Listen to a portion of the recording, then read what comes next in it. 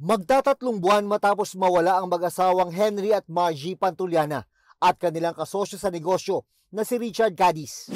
Dalawang persons of interest ang natukoy ng Criminal Investigation and Detection Group NCR base sa mga hawak nilang CCTV video. Una, ang babae gumamit ng credit card ni Margie habang namimili sa isang cellphone shop sa Fairview, Quezon City. Nagkaroon din daw ng credit card transaction sa Parañaque at Bulacan noong July 15 at 16, mga petsa matapos mawala ang tatlo. Ang pangalawang person of interest, ang lalaking nakakap na ito na umu-order sa isang coffee shop sa Cavite noong August 10, gamit naman ang credit card ni Henry. Of course, they are person of interest. Dahil ginamit nila yung yung mga credit cards nila. Paano napunta sa kanila yung credit card na yon?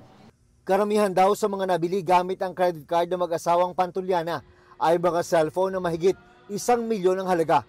Hindi raw kilala ng mga kamag-anak ng mga nawawala ang mga nakuha na ng CCTV camera. Hamon ngayon sa CIDG-NCR ang pagkilala sa mga person of interest. Isa raw sa maaring makapagbigay ng mahalagang impormasyon ay ang taong kikitain dapat ng tatlo bago sila nawala.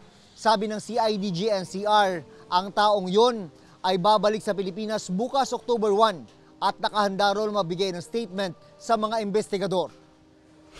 Sinisilip din ng CIDG-NCR ay kung may kaugnayan ba sa pagkawala ng mga negosyante ang kanilang family background. Hindi natin pa talaga alam kung anong nangyari. Are they alive yet? Or are they hiding? That's one thing that we have to establish.